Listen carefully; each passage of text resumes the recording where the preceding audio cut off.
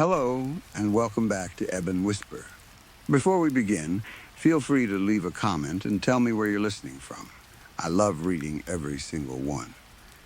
If you enjoyed chilling tales that speak in the Ebon Whisper, don't forget to like the video and subscribe to the channel. Turn on notifications so you never miss a new story. Now, get comfortable, dim the lights if you dare, relax your mind, let the outside world fade away, and let's begin. Story 1. Forest Hills was quiet that evening in the way expensive residential neighborhoods often became quiet after sunset. Schools had closed for the day, small grocery stores were pulling down their metal shutters, and families were settling around dining tables to talk about work, homework, and ordinary problems that felt important only because life was still normal. Inside a Tudor-style house, just off one of the tree-lined streets of Forest Hills Gardens, Frank sat with his family for dinner. The house stood beneath 2 old elm trees whose branches spread across the roof like protective arms. During sunny afternoons, their leaves broke the light into soft green pieces that moved across the windows. At night, the branches scratched gently against the upper walls whenever the wind picked up. The dining room was warm. The plates did not match, and one of the glasses had a tiny crack near the base. But the smell of roasted beef, garlic, potatoes, and fresh bread filled the room like food from a fine restaurant. Frank's wife, Melissa, sat across from him, listening, while their daughter, Ellie, explained what had happened at school. Ellie was 8 years old and spoke about every event as if she were presenting evidence in court. Her stories included details that seemed completely unrelated until she reached the end and somehow connected them. That evening, her story involved a missing scarf, a disagreement between 2 classmates, a hamster, and something she proudly called crumb science. Snuffles escaped again, Ellie said. She was trying to pick up several string beans at once with a fork that looked too large for her small hand. 2 beans fell back onto her plate, but she continued without showing frustration. "It wasn't my fault this time," she added. "The latch was already half open, when we came back from music class." Melissa raised an eyebrow. "You said that last time." "Last time was different." "How?" "Last time I opened it because I wanted to see if Snuffles understood his own name." Frank lowered his glass to hide his smile. "And did he asked. "No, but that experiment was still useful." Melissa sighed, although she was smiling too. "So what happened today?" "Mr. Willard said we couldn't delay lunch just to chase a rodent." That's what he called him. A rodent. Which is technically true, but it sounded disrespectful. "Very disrespectful," Frank agreed. "So everyone stopped looking. But I didn't." Ellie finally managed to lift 3 string beans and place them in her mouth before continuing. "I took the snack bin and made a trail of crumbs. I used crackers, cereal pieces, and part of a cookie. I made 3 possible routes, but I put the best food on the path that led to the empty supply box." "You gave the hamster choices?" Melissa asked. "Not real choices. Controlled choices?" Frank laughed. Ellie looked pleased with herself. 10 minutes later, Snuffles followed the exact route I designed, straight into the box. Everyone said it was luck. She shrugged. "But it wasn't. I designed it." Frank laughed again, not only because she sounded funny, but because she was right. She had looked at a problem, studied the behavior of the animal, and created the result she wanted. He felt proud of her. He also felt something colder beneath that pride. The idea of controlled choices stayed in his mind. Frank's phone vibrated against the table. It was not his personal phone. That one sat beside his plate with a picture of Ellie and Melissa on the lock screen. The vibrating device was an older black phone he kept in the kitchen drawer. Melissa believed it was an emergency backup connected to one of his business accounts. In a way, that was true. The phone never rang. It only vibrated. Frank looked at it for 2 seconds before picking it up. Melissa continued asking Ellie about the missing scarf, but Frank was no longer listening. He accepted the call. There was no greeting from the other end. A voice spoke for less than 10 seconds. Frank listened. Then the line went dead. He placed the phone face down. Melissa noticed the change in his expression. "What is it?" "Work emergency." "At this hour?" Frank folded his napkin carefully and placed it beside his plate. It shouldn't take long. That was not a promise. He had learned never to make promises about returning. Melissa looked disappointed, but not surprised. Frank had received calls like this before, though they were rare enough that she still complained. "You've hardly eaten." "I'll warm it up when I get back." He stood, walked around the table, and kissed her forehead. Then he touched Ellie's shoulder. "Excellent work with Snuffles." She looked up at him. "It wasn't luck." "I know." Frank took a rain jacket from the hall closet and picked up his keys. As he stepped outside, Ellie had already turned her attention to the family cat, attempting to explain the same crumb experiment to an animal that clearly wanted to be left alone. Frank closed the door behind him with a soft click. He remained on the front step for a moment. Through the dining room window, he could see the three of them in the warm light. Melissa returned to her meal. Ellie leaned toward the cat. Everything inside looked safe, small, and ordinary. Frank placed the black phone in his pocket and walked toward the car. He arrived at a storage facility near Borden Avenue in Long Island City shortly after 8:40 p.m. The building looked half abandoned from the outside. It stood between an auto repair shop and a fenced lot filled with construction equipment. A damage sign above the entrance flickered between two letters, making the business name impossible to read. Inside, a long concrete corridor stretched beneath motion-activated lights. The lights always turned on slightly too late. Frank walked several steps into darkness before the first bulb buzzed to life behind him. The next light activated only after he had almost reached it. The effect made it feel as if the darkness were following him rather than retreating. Rows of metal doors lined both sides of the corridor. There were no voices, no footsteps, no sound except the hum of the lights and the distant vibration of traffic outside. Frank stopped in front of Unit 317. The lock had no keyhole. He entered an 8-digit code on a small hidden panel. For a moment, nothing happened. Then the locking mechanism released with a heavy click. He lifted the door only high enough to step beneath it and lowered it again behind him. The unit was clean and carefully maintained. There were no old clothes, broken chairs, family photographs, or forgotten boxes. Nothing inside belonged to Frank's real life. 3 matte black storage cases sat against the brick wall. A narrow metal desk stood in one corner. On top of it rested a folded tablet. Frank removed his rain jacket and hung it from a hook. He approached the cases. Each one was identical except for a small colored label near the handle. Red, blue, orange. Frank stood in front of them for several seconds.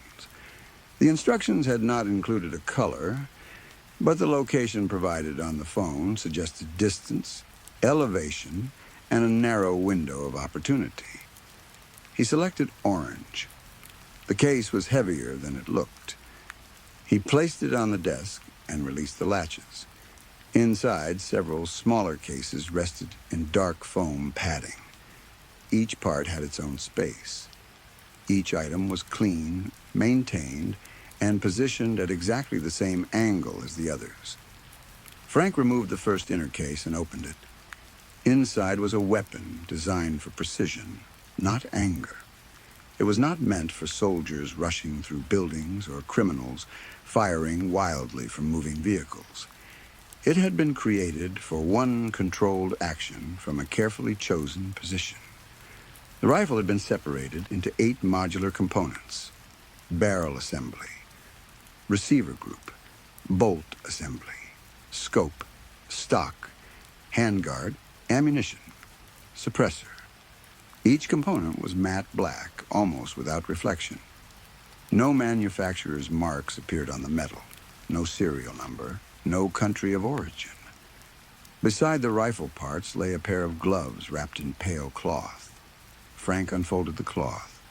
The gloves were thin and dark gray. Faint lines of silver filament ran through the fingertips and across the palms. They were designed to improve grip, reduce prints, and connect with the weapon's digital systems. Frank put them on slowly, not with respect, not with excitement, only with the careful movements of someone beginning a familiar task. He lifted the tablet. The screen activated and displayed a dark circle. A small light moved across Frank's right eye. Retinal scan complete. The screen opened. There were no applications, messages, settings, or company logo. Only a map of Manhattan. One point pulsed several blocks east of the Waldorf Astoria. Frank touched it. A second retinal scan began. The target file opened. It contained a photograph of a man in his early 60s. White hair, narrow face, dark coat.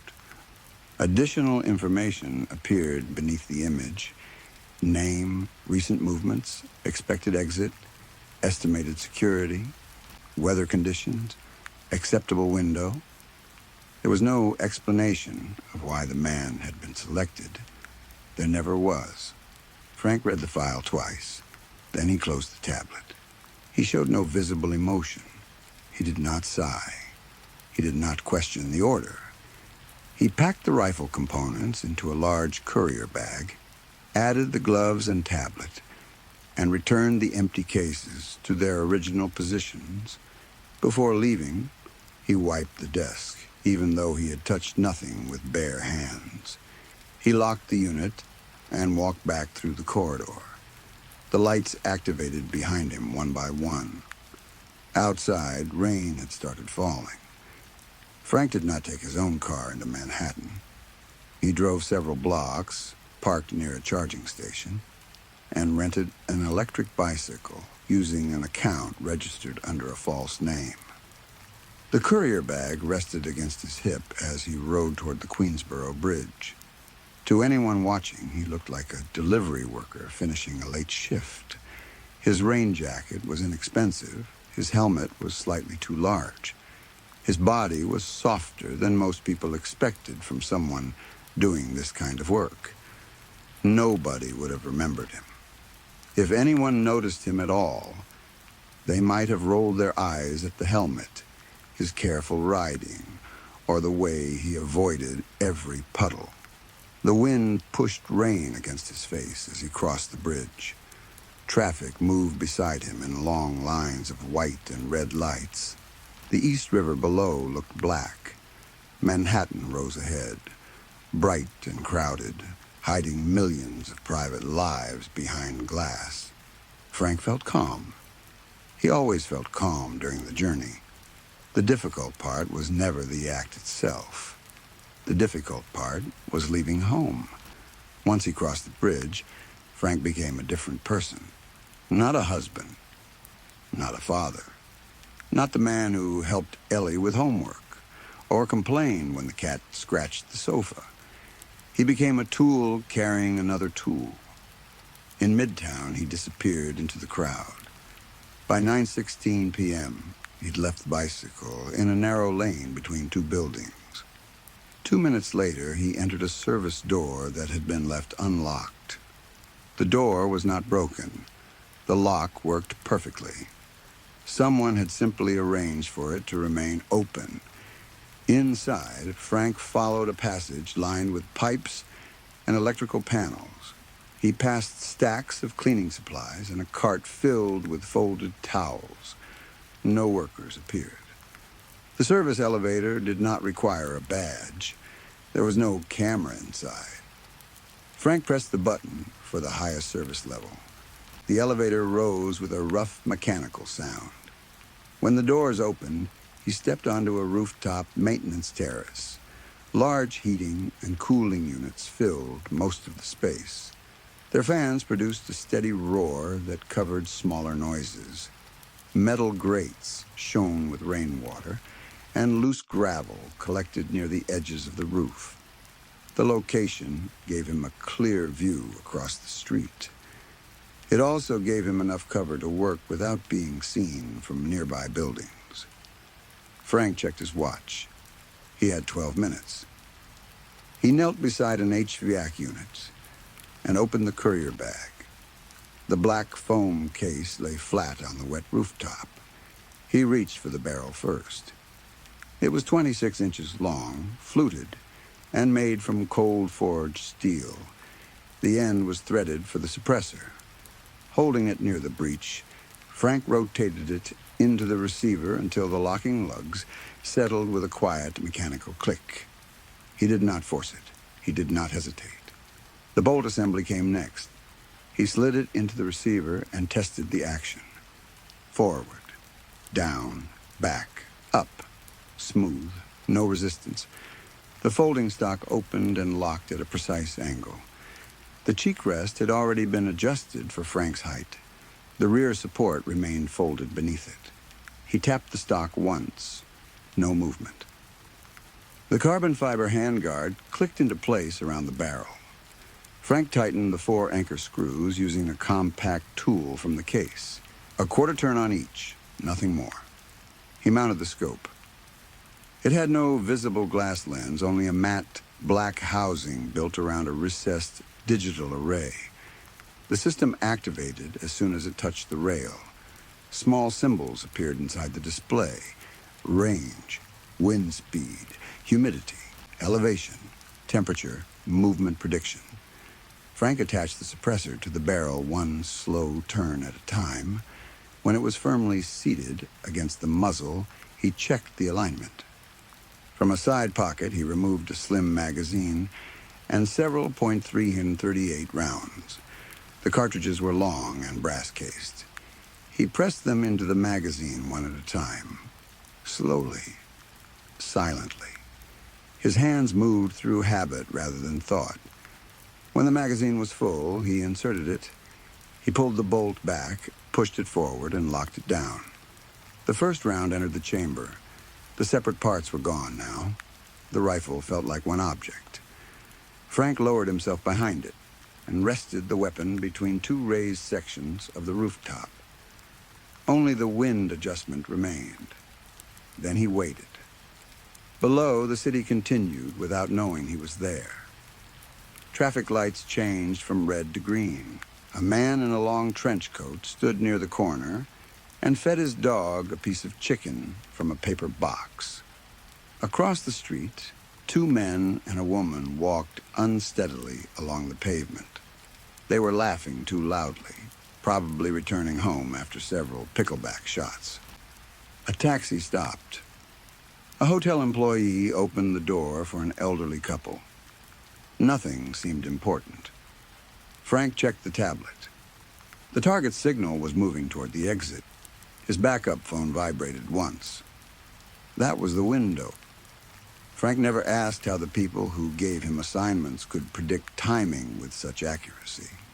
They knew when doors would open, when security guards would look away, and when a target would separate from a crowd. At first, Frank had assumed they used surveillance systems and stolen data. Later, he stopped trying to explain it. Right on time, 6 people walked out of the old Waldorf. Frank looked through the scope. The digital system marked faces, measured distance, and identified possible obstacles. 2 people stepped in front of the target. One was taller, the other walked slightly ahead. Frank shifted the rifle less than an inch. The target came into view. Same white hair, same narrow face, same dark coat. The system confirmed the match. Frank adjusted his breathing. In through the nose. Hold. Out slowly. His heartbeat slowed. The rifle became steady. His finger rested against the trigger. He began applying pressure. There was always a point just before the shot where the resistance changed. Frank knew exactly how it felt. The weapon became almost weightless, as if it were waiting for permission to complete the movement. That was when Frank saw the silhouette. It appeared in the reflection inside the scope. A figure stood behind him. Frank could not see a face, only the outline of a person, tall and still, several feet away. His first thought was that a security guard had entered the roof. His second was that no one could have approached without crossing the wet metal grate behind him. He would have heard footsteps. The figure tilted its head. Frank blinked. The rifle fired. The suppressed shot made a low, sharp sound. Frank turned immediately. The roof was empty. Rain fell across the gravel. The HVAC fans continued turning. No one stood behind him. Frank looked toward the service door. It remained closed. He turned back toward the street. He pressed his eye to the scope, searching for the target. There was no street. There was no hotel.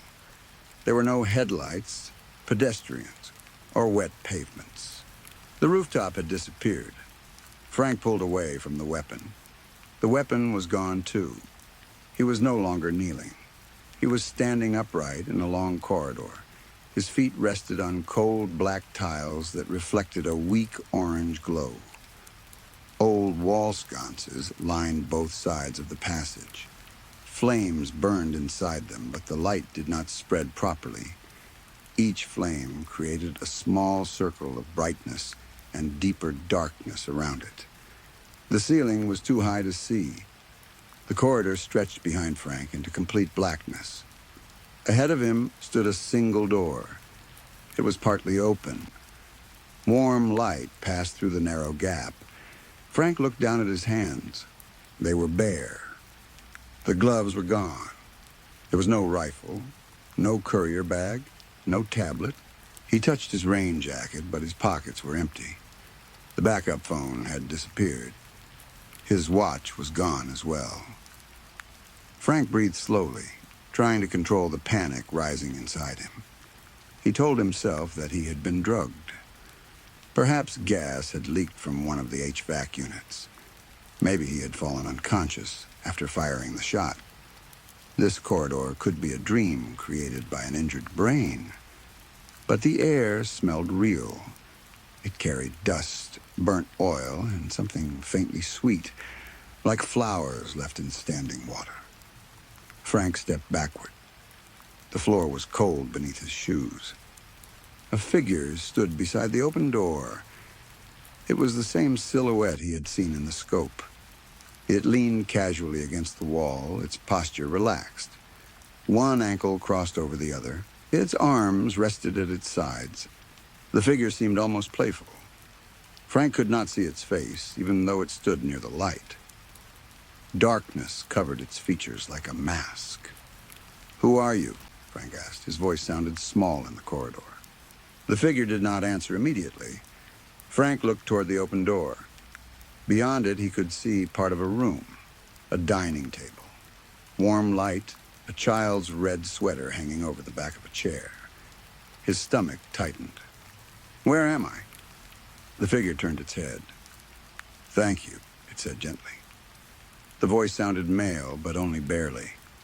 There was something beneath it, as though many quieter voices were speaking at the same time.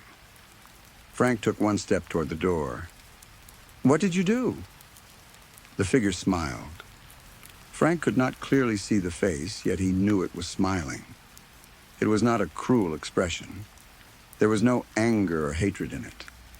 The smile was patient and familiar, like that of a man who had watched the same card trick work 1,000 times and still enjoyed the moment when the audience realized they had been fooled.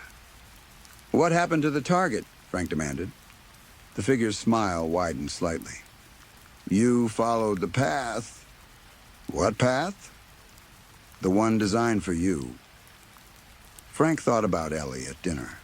The crumbs, the controlled choices, the hamster believing it was choosing its own route.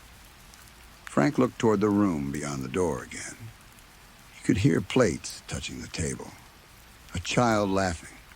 It sounded like his house. Is that my family? The figure stepped backward. Wait. Frank moved forward. The figure passed through the doorway. Wait. Frank ran toward it.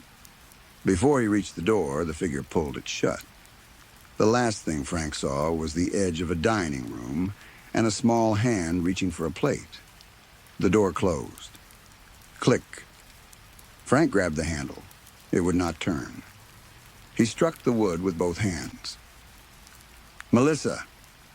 The sound disappeared into the corridor. Ellie. No answer came from the other side. Frank pulled harder on the handle until pain spread through his fingers. The door did not move. He stepped back and kicked it. The impact produced no sound, not a bang, not even a dull thud. It was as if the door had swallowed the force. Frank looked behind him. The corridor remained empty. The old flames flickered. Then one of them went out. The nearest sconce behind Frank became dark. A second flame disappeared, then another. The darkness was moving toward him, one light at a time. Frank turned back to the door and hit it again. Open it! Another flame went out. The corridor grew colder.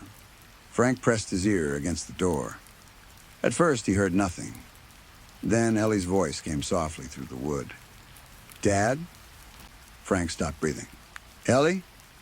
Dad, where did you go? I'm here. He pressed both hands against the door. I'm right here. Open the door. I can't. Get your mother. Silence. Ellie? Another light went out behind him. The darkness moved closer. Then Ellie spoke again. Snuffles followed the crumbs. Frank closed his eyes. What? He thought he chose. The child's voice no longer sounded completely like Ellie's. Something deeper moved beneath the words. But I designed it. Frank stepped away from the door. The final sconce near him flickered. From the darkness behind him came a soft mechanical sound. Click, like a rifle bolt locking into place. Frank turned. Two pale eyes opened in the black corridor. They were far apart and much higher than a human face should have been. The last flame went out. Frank was alone in complete darkness. Somewhere ahead of him, the locked door opened. Warm light touched his back. A gentle voice spoke from the doorway. Your next assignment is ready. Story 2. I'm a 22-year-old woman living in Dustfield, Montana, a small town where the streets become almost completely empty after dark. Most people here know one another, or at least recognize each other's faces. That usually makes the town feel safe, but on certain nights, the silence feels less peaceful and more like something waiting. My name is Vera, and until recently, I worked at Kitty's Cafe, a tired little restaurant near the edge of town. The place had faded red booths, cracked floor tiles, and a kitchen fan that rattled whenever the wind blew too hard. Most of our customers were truck drivers, factory workers, and older people who came in every morning for coffee and eggs. That night, I finished another exhausting shift. My feet hurt badly as I collected my purse and coat from the staff room. My shoulders felt heavy, and there was a deep tiredness in my bones that seemed worse than usual. The dinner rush had been busy, and one of the other waitresses had called in sick, leaving me to cover most of her tables. By the time I stepped outside, the parking lot was almost empty. The restaurant's old sign buzzed above me, flashing the word Kitty's in weak red light. Beyond it, the streetlights cast long shadows across the pavement. The air was cold enough to make my lungs ache when I breathed. I pulled my coat tighter around myself and started walking toward my car. That was when I felt it. Someone was watching me.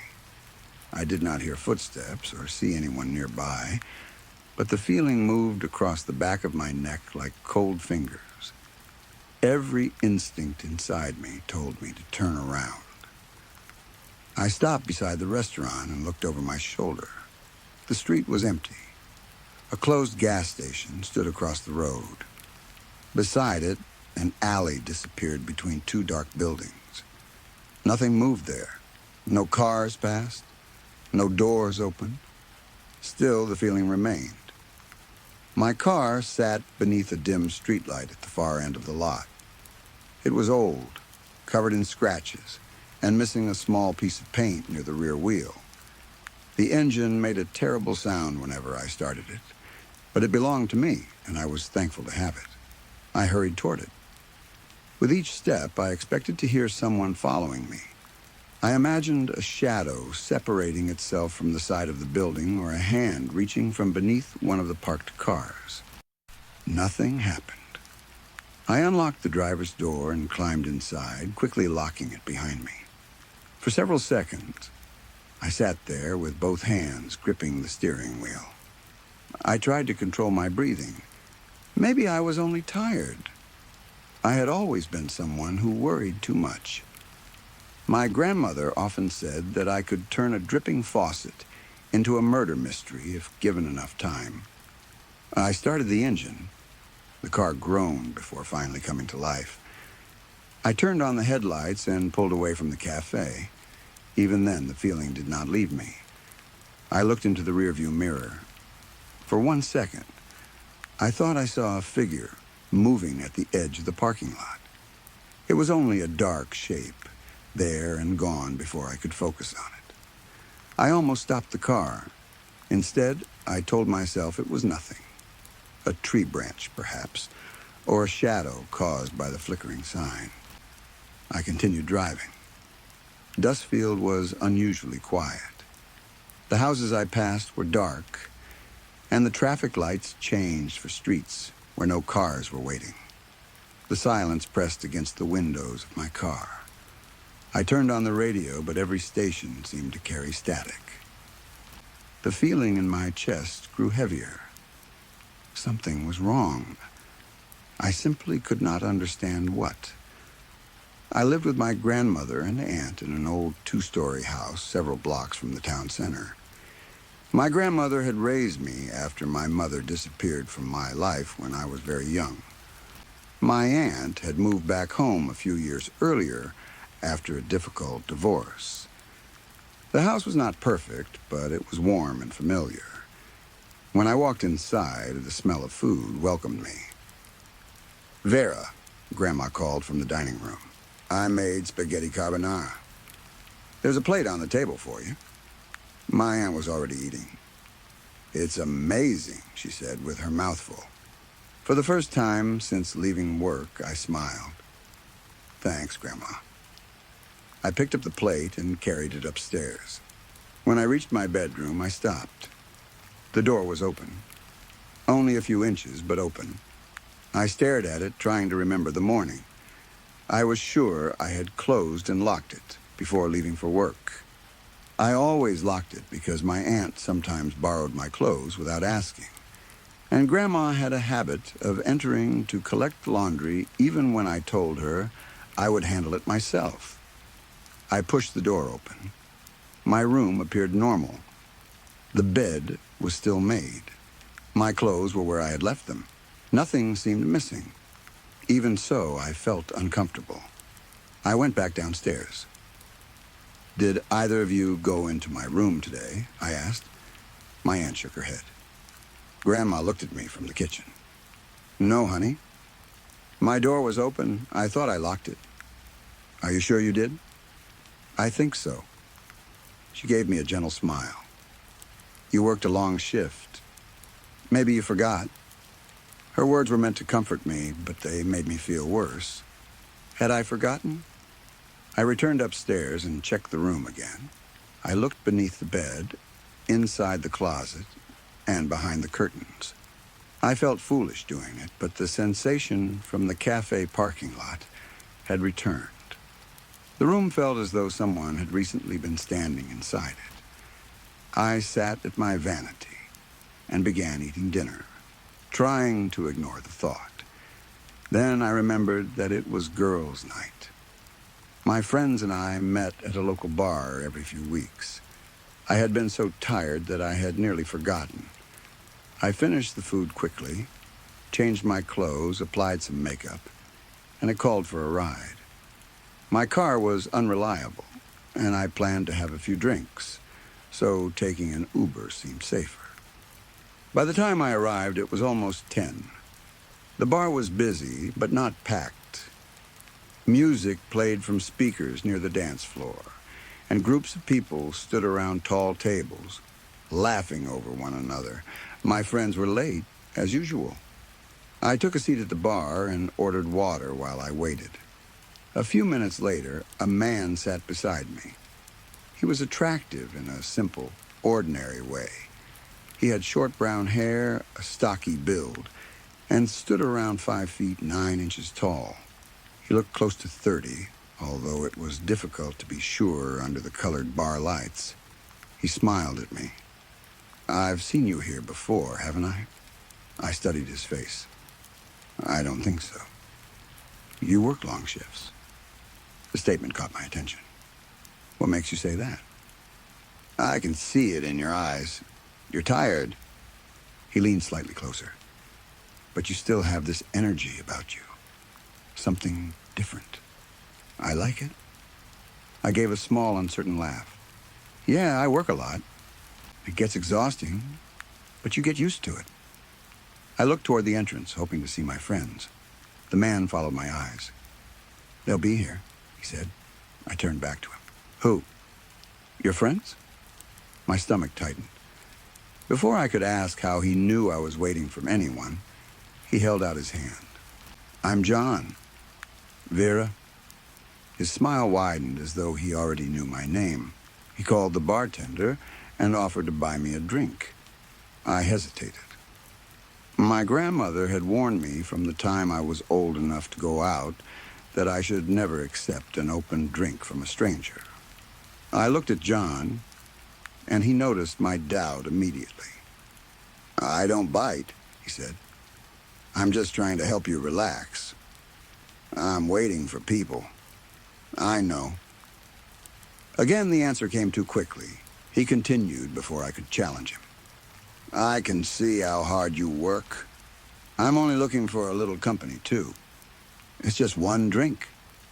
What's the harm?" He smiled warmly.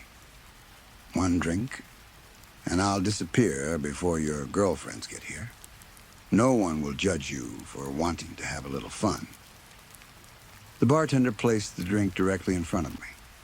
I had watched him pour it, so I told myself it was safe. I accepted it. At first, everything felt normal. John asked where I grew up, what music I liked, and how long I had worked at Kitty's Cafe. I did not remember telling him where I worked, but I assumed he had seen me there before. I took small sips. The music seemed louder as the minutes passed. People moved around us in flashes of bright clothing and colored light. Then John's voice began to sound distant. It was as if he were speaking from the other side of a thick wall. I blinked hard. My vision flickered, and the bar seemed to tilt slightly to one side. At first, I blamed the alcohol. I had not eaten much before drinking, even though I had finished some of the spaghetti. But I had barely touched the glass. My thoughts became difficult to hold. Every idea slipped away before I could finish it. It felt like trying to catch water with my hands. I placed both palms on the bar. The polished surface felt cold. "Are you all right?" John asked. His voice sounded too calm. "I don't know." My tongue felt thick. The words came out slowly. The room tilted again. I tried to shift my weight on the bar stool, but my arms and legs had become heavy. It felt as though I were moving through deep water. A cold panic entered my chest. Why was I so dizzy? I looked toward the entrance again. My friends still had not arrived. Then a thought forced its way through the fog. How had John known I was waiting for them? I turned toward him.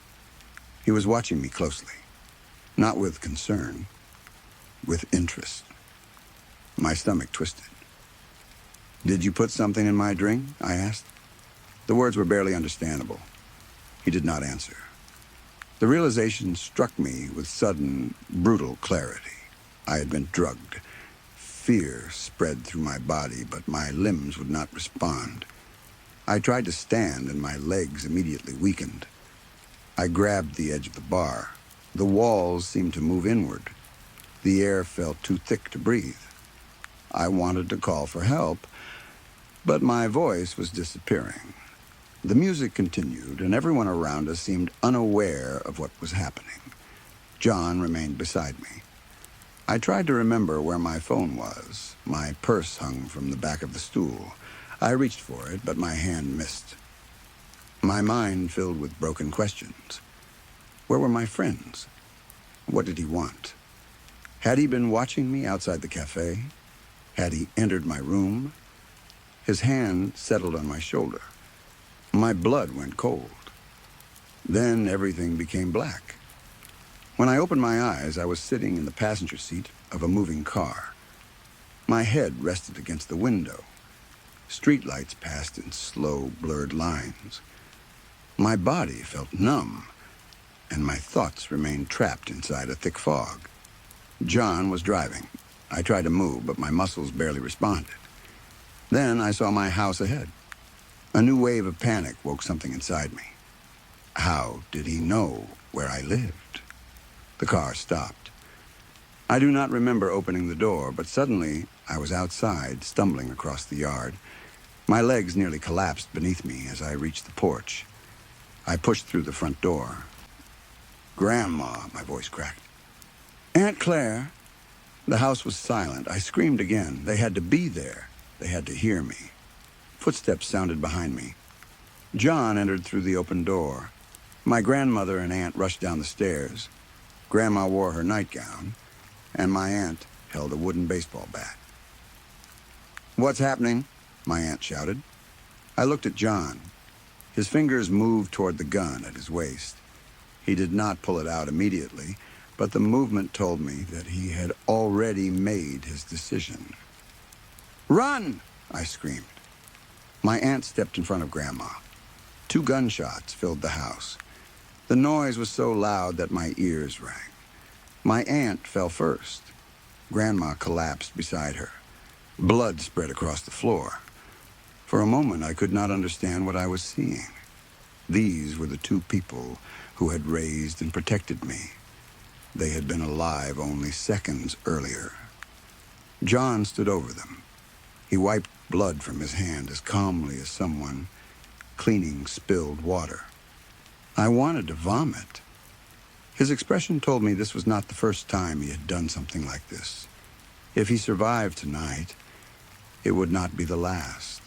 He grabbed my arm. His grip felt like iron. I fought, but the drug was still inside me. He dragged me through the doorway and toward his car. I could smell stale cigarettes on his breath. The gravel beneath my shoes made a sharp crunching sound. Everything felt unreal, like a nightmare that refused to let me wake. He opened the trunk. The inside was lined with plastic. That sight gave me a sudden burst of strength. I tore my arm free and ran. I did not look back. I forced my legs to move faster than they wanted to. The quiet street stretched ahead of me beneath dim lamps. Shadows reached across the pavement like long fingers. My breathing became rough and painful. I heard nothing behind me. After reaching the next block, I stopped for a second and listened. Silence. Perhaps he had gone back to his car. Perhaps I had escaped. Then I saw a shadow at the far end of the street. John was walking toward me. He did not run. He moved slowly and confidently. as though he knew there was nowhere I could go. The dizziness returned. My legs weakened without warning, and I fell to the sidewalk. My palms scraped against the concrete, sending pain through my hands. I tried to rise, but my knees folded beneath me. The ground seemed to pull me downward. My vision flickered like a damaged light. I told myself to stand. I needed to run. Heavy footsteps approached. I opened my mouth to scream, but my throat felt swollen and dry. John's shadow covered me. He stood above me with a strange, excited smile. "Get up," he said. I pushed against the ground. My arms shook violently. I managed to lift myself several inches before falling again. He watched me struggle. Then he grabbed my arm and pulled me upright. "Run," he said calmly. I stared at him. He released me. "Go on, Vera. Run." He was enjoying the chase. I hated him for that smile, but fear gave me strength. I ran. I crossed the street and cut through someone's backyard. A wooden fence blocked the far side, so I climbed it, tearing my sleeve on the top. I landed hard and kept moving. A window on the back of a dark house was partly open. I pushed it higher and climbed inside. The room smelled of damp wood, dust, and old cigarette smoke. The air was stale, but there was a faint warmth inside, suggesting someone had been there recently. I crouched low and moved down a hallway. A bathroom door stood open. I entered, closed it gently, and hid beside the bathtub. My heart pounded so loudly that I feared John could hear it from outside. I tried to remain silent. Every creak in the house sounded like a warning. Minutes passed. Or perhaps it was only seconds. Time had lost meaning.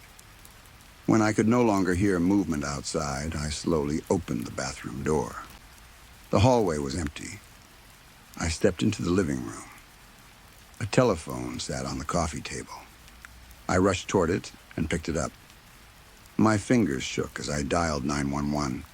Now, before I could finish, a floorboard creaked behind me. I spun around. There was nothing there. The silence in the house felt unnatural. It pressed against my ears. Then I heard something from the kitchen. A pan was sizzling. A smell drifted through the doorway. At first, it reminded me of burnt oil. Then something sharper reached me, metallic and sickening. I held the phone in one hand and moved toward the kitchen. A dark shape lay in the hallway ahead. As I came closer, I realized it was an old man. He was face down in a pool of blood. His gray hair was stained red, and one arm was bent beneath him. He wore a plaid shirt and worn house slippers. He must have owned the house. I stepped around him, fighting the urge to scream. Then I saw his leg. A large piece of flesh was missing from his calf. The wound was rough and uneven, as though it had been cut with a dull knife. I looked into the kitchen. A frying pan sat on the stove. Something inside it was cooking. The meat had turned brown around the edges. Fat bubbled in the pan, and the surface curled in the heat. I could not look away. My eyes moved from the pan to the old man's damaged leg. The missing piece was about the same size as the meat on the stove. My stomach turned. It was not beef. It was not pork. Someone had cut flesh from the old man and placed it in the pan. The truth hit me so hard that I nearly fell. It was human meat. Bile rose into my throat. The sizzling sound seemed to grow louder, filling the room. The smell coated the inside of my mouth. I backed away. Then John stepped through the kitchen doorway. I had not heard him enter.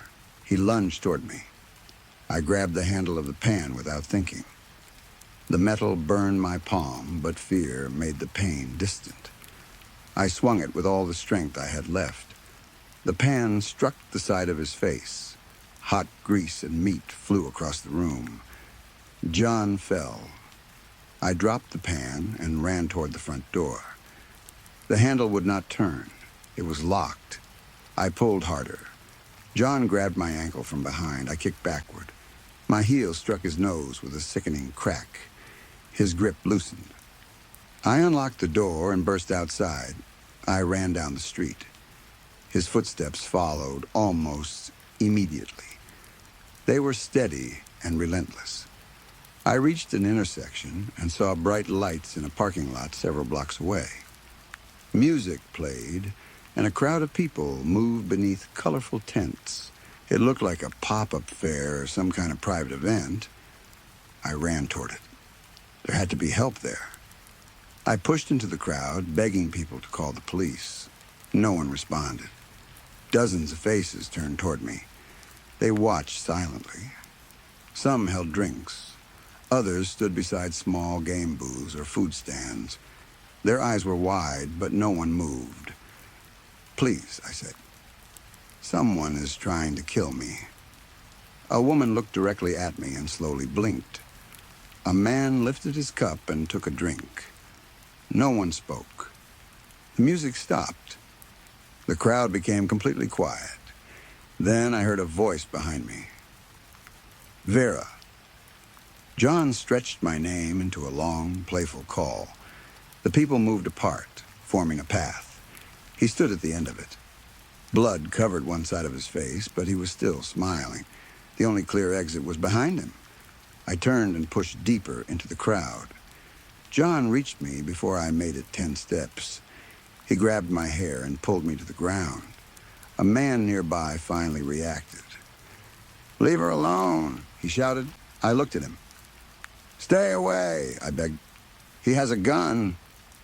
The man ignored me and stepped toward John. 2 police officers came running from the edge of the fair. For a moment, hope entered me. One officer shouted for John to raise his hands. A gunshot exploded. The officer dropped. I covered my ears and ducked. John turned the weapon toward the second officer. 2 more shots followed. The other officer fell, followed by the man who had tried to help me. All 3 lay motionless. The crowd did not react. No one screamed. No one ran. They remained where they were, watching with blank faces. One woman slowly lifted her drink. Another person laughed quietly at something that had not been said. It was as if the gunshots had occurred in a different world. I stared around me. What was this place? John walked toward me. He touched the base of my neck with 2 fingers, almost gently. "If you keep making stupid decisions," he said, "you'll keep getting people killed." His eyes remained fixed on mine. Then his smile returned. "You think you can run? You'll be running forever, darling." He forced me toward the exit. 3 young women entered the fair together. John looked at them. I saw the interest in his eyes. A desperate plan formed in my mind. "I can get you one of them," I said. He looked at me. "What?" "One of those girls. Let me go, and I'll convince one of them to walk with you." He studied my face. I hated myself for saying it, but I was terrified. After a moment, he smiled. "Go ahead." I approached the women. I told them John was shy and wanted someone to show him around the fair. One of the girls seemed uncertain, but after her friends teased her, she agreed. As she walked away with John, he looked back at me. His smile told me that he understood exactly what I had done. I turned to the other 2 women. "I've had too much to drink," I said. "I need to go home." One of them offered me a ride. We hurried to their car and drove away. For several minutes, relief filled me. The fair disappeared behind us. John was gone. Then the driver slowed and pulled to the side of the road. "What are you doing?" I asked. "I have water in the trunk. It might make you feel better." "No." She opened her door. "Please don't get out," I said. "You'll be fine." She walked to the back of the car. My entire body tightened. The trunk opened. The woman screamed. Her friend and I climbed out. The girl who had walked away with John was inside the trunk. She was dead. Red handprints circled her throat. Her eyes remained open, staring at nothing. A piece of paper had been nailed to her chest. 2 words were written on it. "It's your fault." I ran. The women screamed behind me, but I could not remain there. A car engine roared nearby. Headlights appeared at the end of the road. John's car sped toward me. He leaned out of the window. "Move those legs!" he shouted. "Run!" The car came faster. I jumped to the side, but the bumper struck me. The impact threw me onto the road. Pain spread through my hip and ribs. Somehow, I forced myself to stand. I saw an alley ahead and ran toward it. John's car stopped behind me. A door opened. Footsteps followed. Then I heard the click of a gun. The first shot struck my shoulder. Pain exploded through my body. I nearly fell, but I continued moving. Blood ran down my arm. Another shot hit the wall beside my head. The alley was only a few steps away. I threw myself toward it. A third gunshot filled the night. The ground struck me. For several seconds, I did not understand how I had fallen. My hands were wet with blood. I did not know whether it was mine, John's, or someone else's. I tried to push myself up, but my body refused.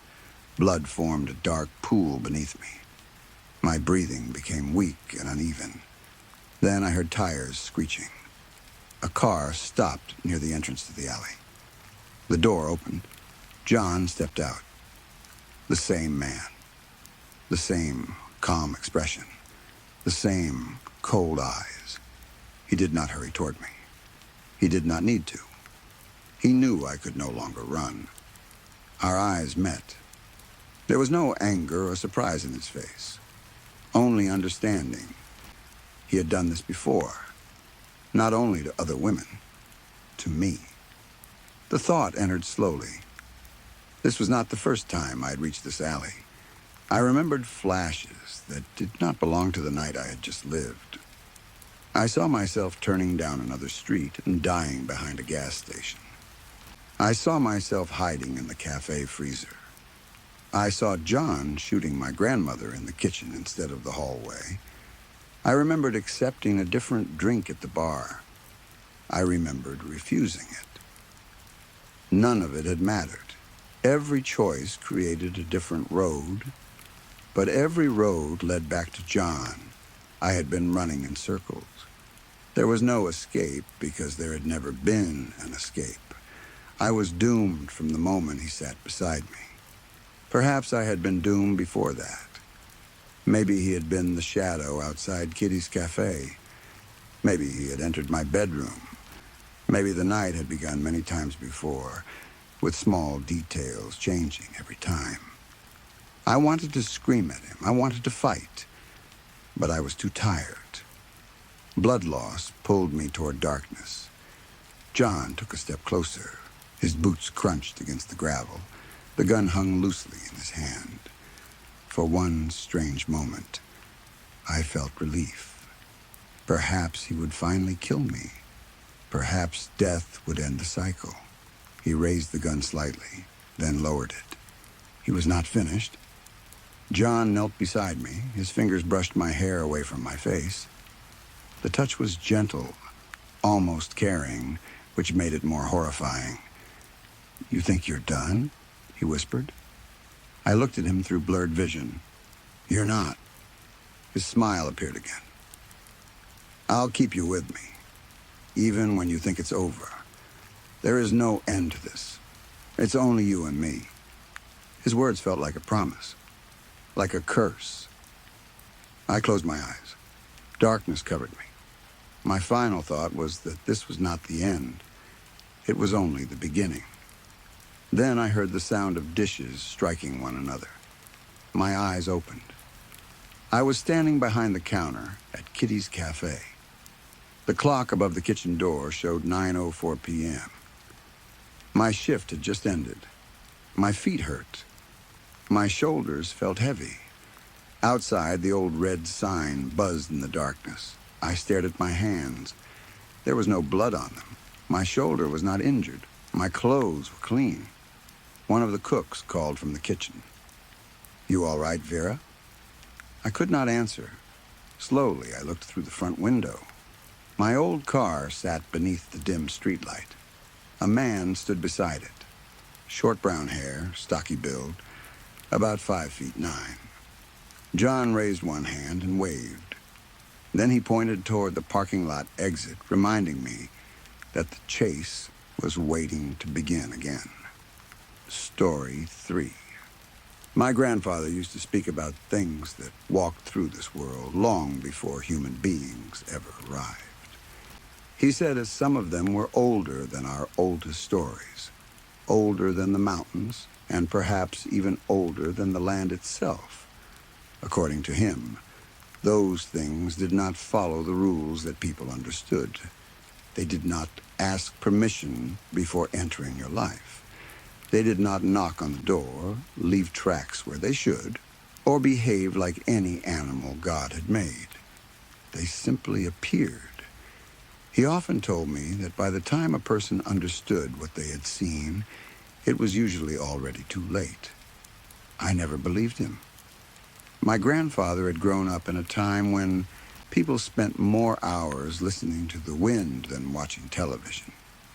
He knew old stories passed down through our family, stories about strange lights over the hills, voices calling from empty forests, and animals that walked like men when they thought nobody was watching.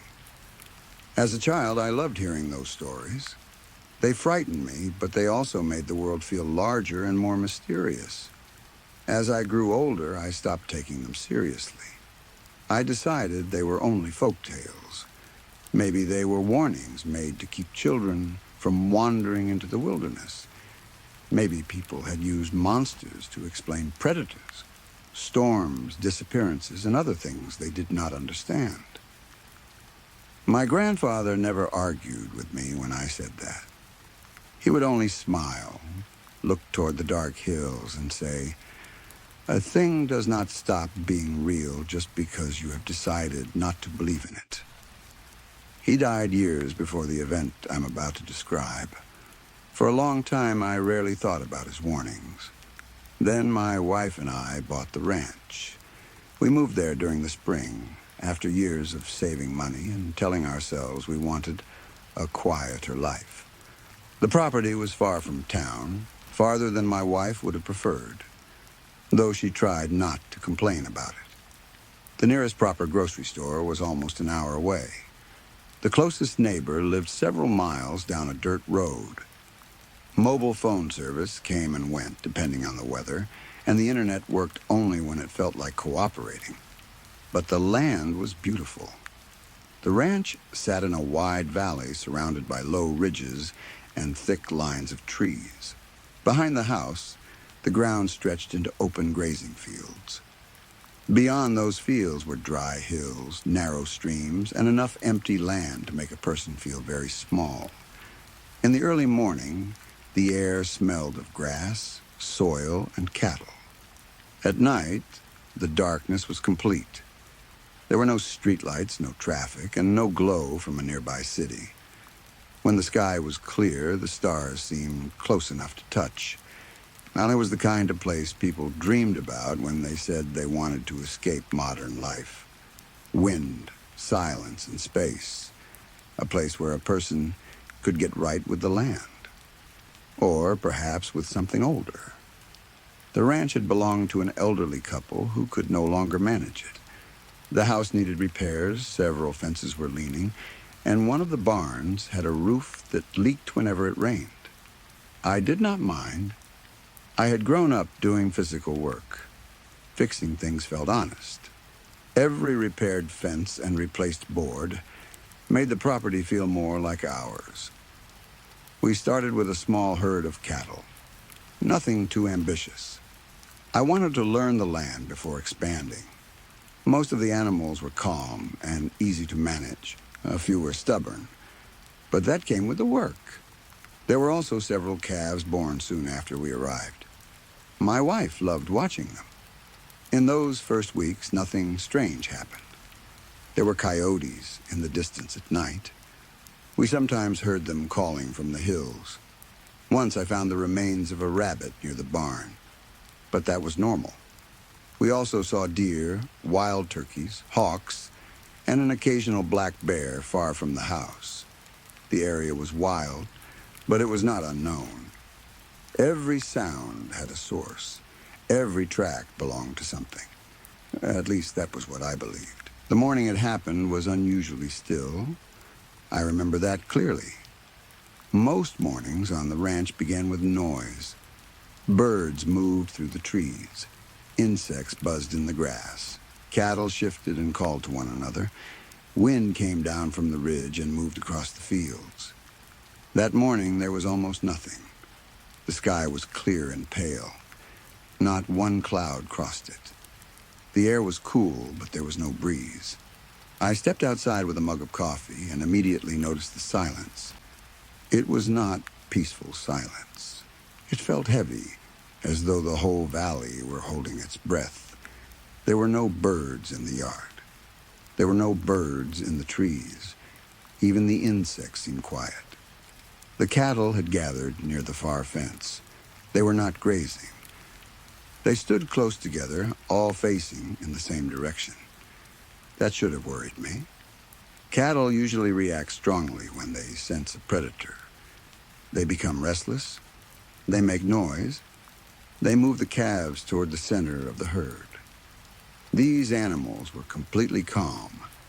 They were watching the tree line. I walked toward the gate and leaned against it, holding my coffee in one hand.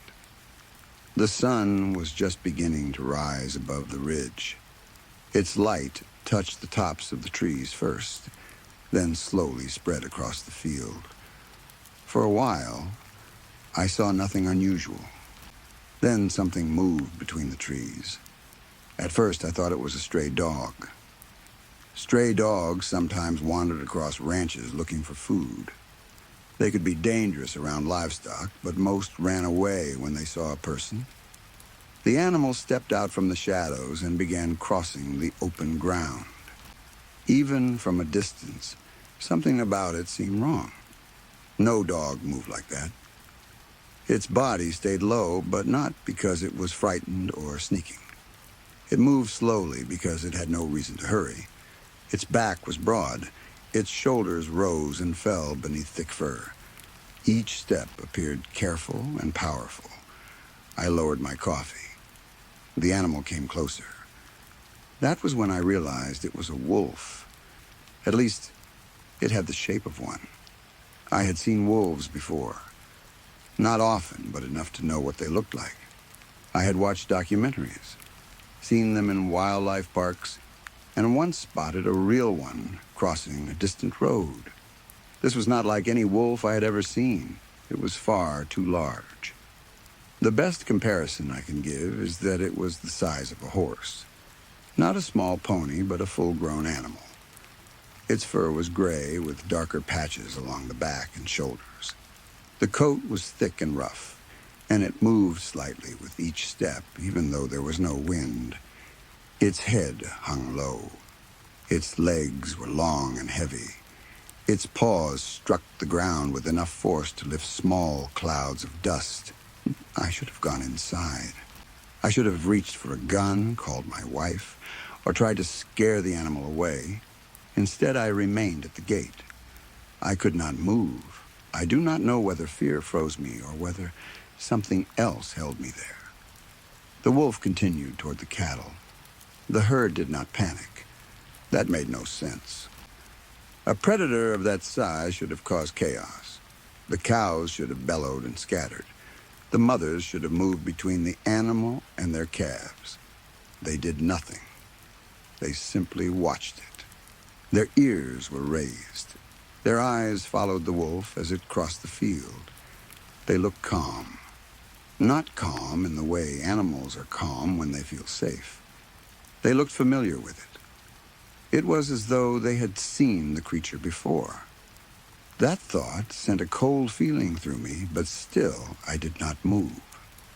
The wolf changed direction and began walking toward the gate, toward me. It came slowly, never taking its eyes off my face. As it approached, I finally saw how large it truly was. Its shoulders reached almost as high as my chest. Its head was wider than mine. Its teeth were partly visible between dark lips. Its eyes were not yellow like I expected. They were dark, almost black, but there was intelligence inside them. Not animal intelligence. Something older and more patient looked through those eyes. The wolf stopped directly in front of the fence. It was close enough that I could hear it breathing. Each breath was deep and steady. It did not growl. It did not bare its teeth. It did not seem angry. I could smell dust, warm fur, and something sharp like rain on stone. I stared into its face. It stared back. There was no fear in it. There was not even curiosity.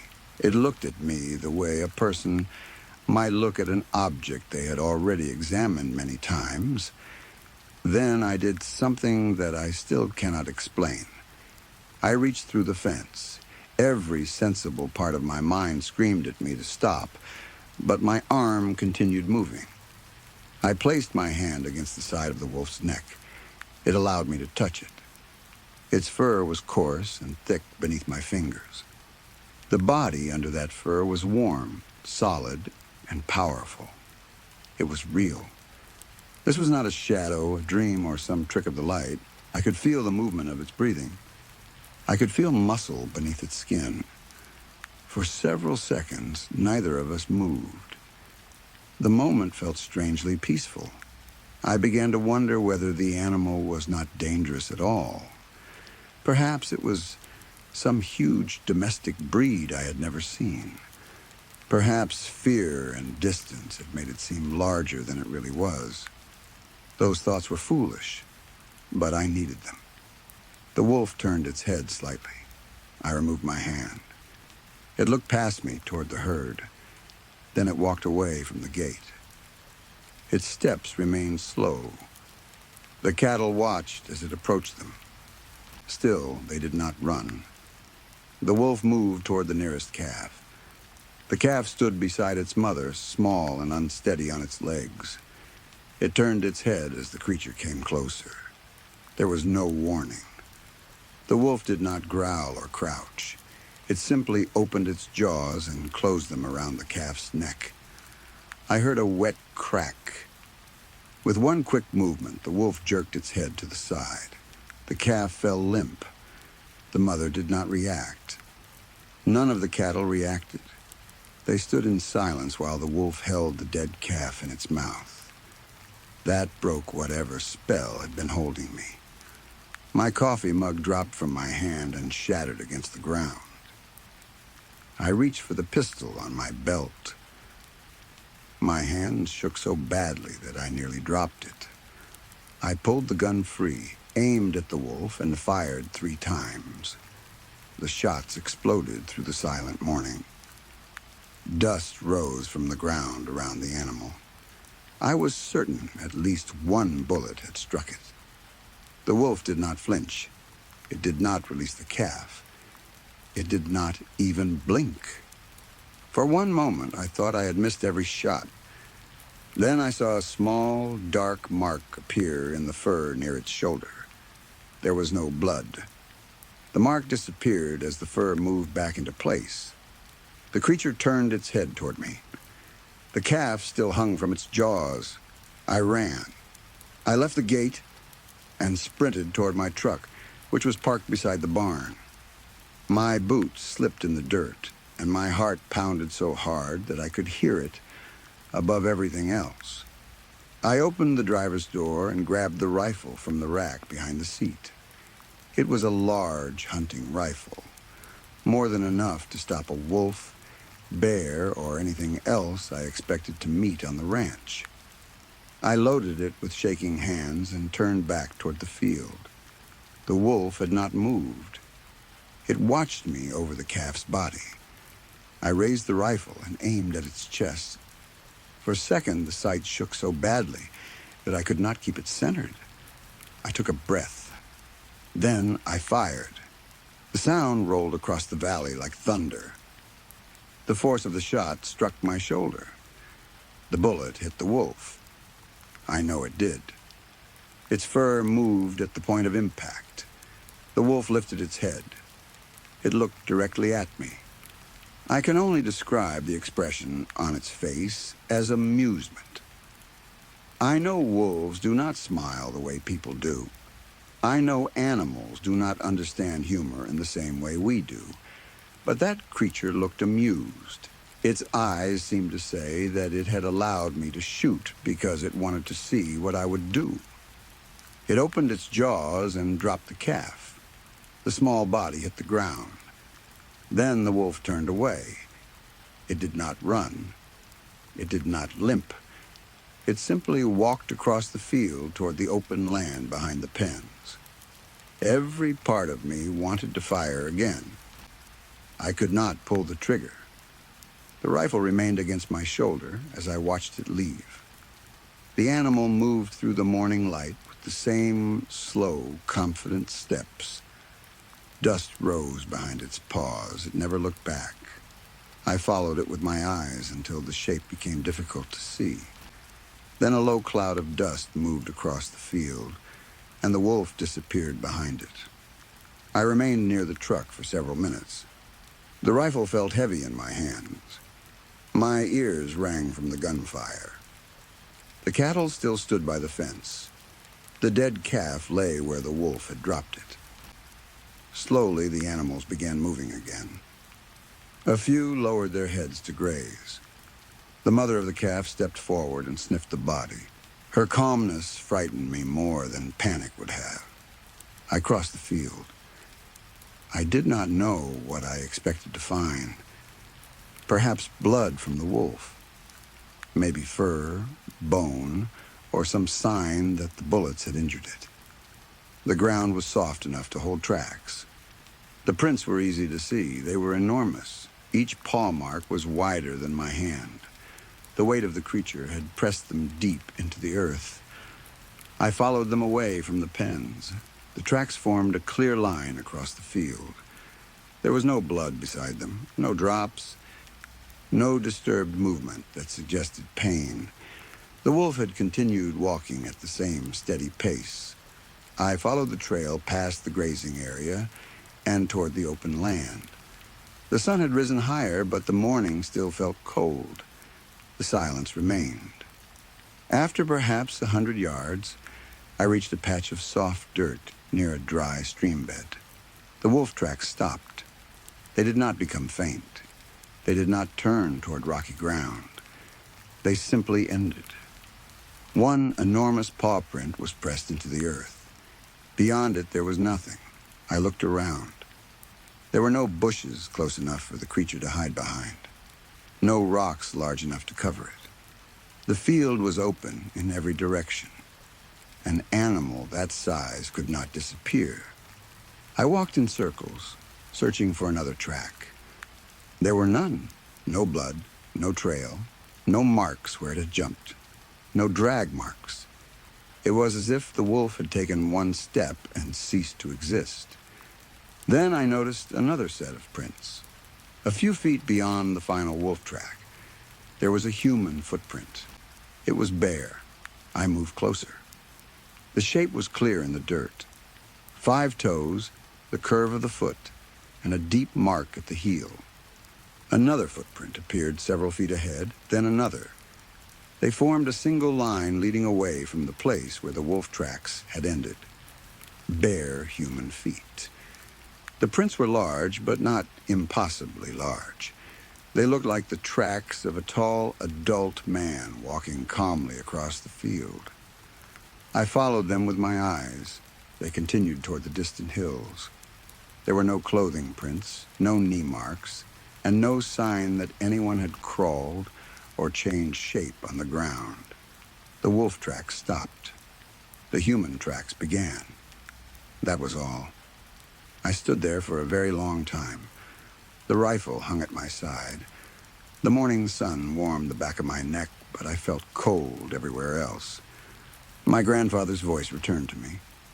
He had told me about things that wore the shapes of animals. He said some beings could borrow a familiar form because the human mind needed to see something it recognized. A wolf, a deer, a dog, a person. He had said the shape was never the true creature. It was only clothing. As a boy, I had laughed at him. Standing in that field, I did not laugh. I did not follow the human footprints. That decision may have saved my life. I returned to the calf and examined its body. The neck had been broken, but there was very little blood. The wolf had not eaten it. It had not carried the body away. It seemed to have killed the calf only to show me that it could. The bullets I fired were never found. There were no holes in the fence, no marks on the ground, and no blood or fur from the creature. I dragged the calf away from the herd and covered it. Then I walked back to the house. I did not call the sheriff. What would I have told him? That a wolf the size of a horse had allowed me to touch it, killed one of my calves, ignored several bullets, and then turned into a barefoot man. No one would have believed me. I barely believed it myself. My wife was still asleep when I entered the house. I locked the door. Then I checked every window. I placed the rifle beside the kitchen table and sat there for nearly an hour without moving. When my wife woke, she asked why she had heard gunshots. I told her I had seen a large predator near the cattle. That was not exactly a lie. She asked whether I had killed it. I said no. I did not tell her anything else. For several days, I watched the tree line. I carried the rifle everywhere. The cattle behaved normally. No other animals were harmed. I found no new wolf tracks and no barefoot footprints near the house. At night, however, I sometimes heard something walking beyond the fence. The steps were slow and heavy. Sometimes they sounded like 4 feet. Sometimes they sounded like 2. Whenever I looked outside, there was nothing there. We did not stay on that ranch for many years. I told my wife that the work was too much, and the property was not making enough money. Both things were true. They were not the real reason we left. The real reason was that I never felt alone on that land again. Even during the day, I felt watched. The tree line seemed darker than it had before. The cattle sometimes stared toward empty fields. On still mornings, the whole valley would fall silent, just as it had on the day the wolf came. Whenever that happened, I went inside and locked the door. I understand now what my grandfather tried to teach me. There are things in this world that are older than people. Maybe they were here before our towns, our roads, and our fences. Maybe they remember a time when the world belonged to something else. They do not fear our weapons. They do not care about our land or our rules. They can wear the shape of animals, but they are not animals. Not really. Sometimes I think the creature came to hunt. Other times, I believe it came only to remind me of what it was. It allowed me to touch it because it wanted me to know it was real. It killed the calf because it wanted to show that I was powerless. It let me shoot because bullets meant nothing to it. Then it walked away in the shape of a man, leaving just enough evidence to make sure I could never explain the encounter as an ordinary animal. My grandfather had been right about something else, too. Those beings do not knock. They do not wait for an invitation. And by the time you understand that you have seen one, it may already be too late. Even now, years later, I sometimes wake before sunrise and remember the feeling of that coarse, gray fur beneath my hand. I remember its warmth, its slow breathing, and the dark intelligence behind its eyes. What frightens me most is not that it could have killed me. It could have. It chose not to. What frightens me is the feeling that it knew exactly who I was, and that one day, if it wishes to remind me again, it will know exactly where to find me. Story 4. The day Lila came home from summer camp, the sunlight seemed too bright. It covered the front yard in a harsh yellow glow and reflected off the windows of the house. The air was warm and still, but Jasper felt cold as he stood on the porch waiting for his sister. He leaned against the railing with his arms crossed over his chest. Every few seconds, he looked down the empty road, expecting to see the camp van appear around the corner. His mother, Elise, had been restless all afternoon. She had cleaned the kitchen twice, vacuumed the living room, dusted shelves that were already clean, and spent nearly an hour arranging the pillows on the couch. She had also prepared a large dinner, including Lila's favorite garlic bread, and a roast that had been in the oven too long. Elise was behaving as if an important guest were coming to visit rather than her 13-year-old daughter. Jasper knew she was excited. Lila had never been away from home for more than a few nights before, and this camp lasted almost 3 weeks. He had missed her too. That was true. The house had been quieter without Lila's music playing through the walls. No one had stolen his snacks, changed the television channel while he was watching something, or made fun of him for wearing the same hoodie 3 days in a row. He should have been excited to see her. Instead, a strange, nervous feeling had been growing inside him all day. He could not explain it. Maybe it was because of the letter the family received from the camp 2 days earlier. The letter was short and strangely formal. It said that Lila's session had ended successfully, and that transportation had been arranged. A van would bring her home at exactly 6 in the evening. The letter was signed by someone named Director Harlan Vale. None of them had ever heard that name before. When Elise first enrolled Lila, she had spoken with a woman named Mrs. Keller. The camp's website listed her as the main director, and all the earlier emails had been signed by her. Jasper had asked his mother why someone else had signed the final letter. Elise said the camp probably had several people working in the office. That explanation made sense, but it did not make Jasper feel better. The camp had not answered Elise's calls for almost a week. There had been no photographs posted online, no updates for parents, and no messages from Lila. Elise said the camp had warned families that phone use would be limited. The children were supposed to enjoy nature without screens, but complete silence felt wrong. Every day, Elise called the camp office and left another message. No one returned any of them. Then the letter arrived. A van will deliver your child to the listed home address at 6 p.m. sharp. That was all. At 6:02, the van appeared. Jasper noticed the vehicle before Elise did. It came around the corner slowly, its tires making a soft crunching sound on the road. It was long and dark green, with windows that were almost completely black.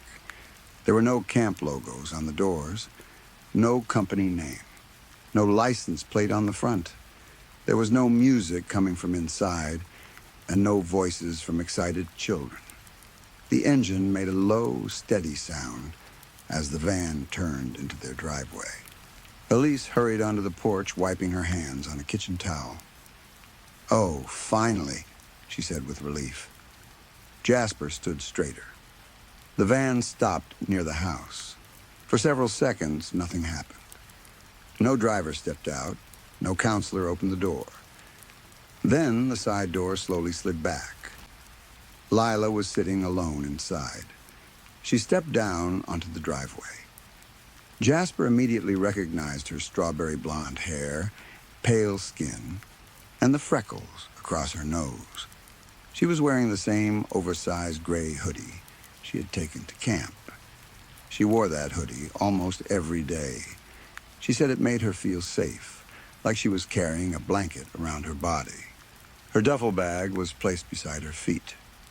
From a distance, she looked exactly the same, but the way she moved made Jasper's stomach tighten. She stepped out carefully, placing one foot on the ground and watching it for a moment before taking another step. She did not move like someone tired after a long ride. She moved as if she had never walked on gravel before, as if she were testing the ground beneath her. Lila lifted her head and looked toward the porch. Her eyes settled on Jasper. For 1 second, there was no expression on her face. Then she smiled. The smile appeared suddenly and stayed perfectly still. Jasper pushed himself away from the railing. "Hey," he called. Lila picked up her bag and walked toward him. He waited for her to run up the steps and throw her arms around him. That was what she usually did after being away, even if it had only been for a weekend. Instead, she passed him without stopping. She did not hug him. She did not ask how he had been. She walked straight through the front door. Jasper turned to look at the van. The side door had already closed.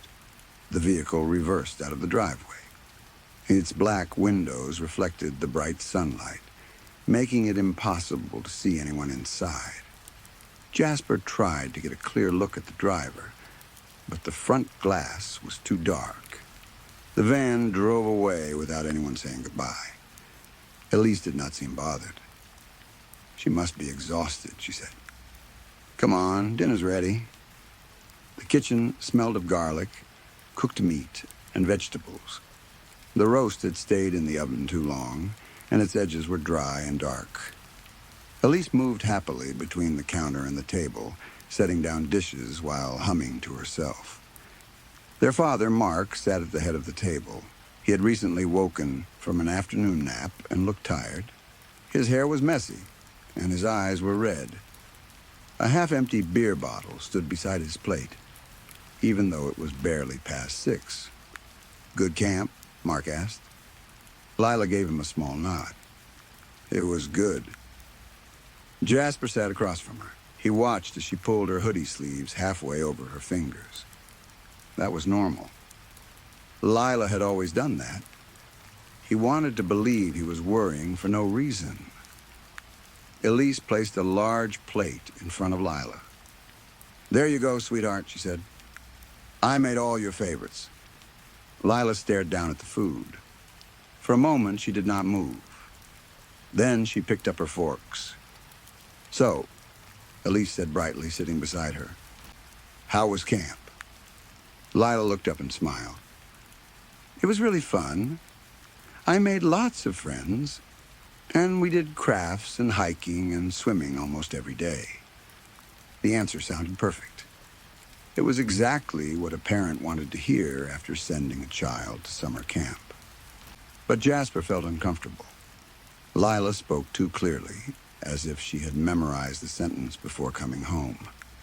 There were no jokes, complaints, or small details. The real Lila would have talked about a strange counselor, terrible food, or another camper who snored loudly. She would not have given such a clean answer. "That's wonderful," Elise said, relaxing for the first time all day. "Did you have a favorite activity?" Layla blinked. She paused for several seconds. "I like the night hikes." "Night hikes?" Jasper asked. Lila turned her eyes toward him. "Yes." Elise smiled. "That sounds exciting. What were they like?" "The air smelled like pine and metal." Elise's smile weakened slightly. "Metal?" Layla nodded. "It was sharp. You could taste it." Mark laughed behind his beer bottle. Kids describe things strangely. Elise laughed with him. Jasper did not. He watched Lila eat. She cut through the roast quickly and put large pieces into her mouth. She barely seemed to chew before swallowing.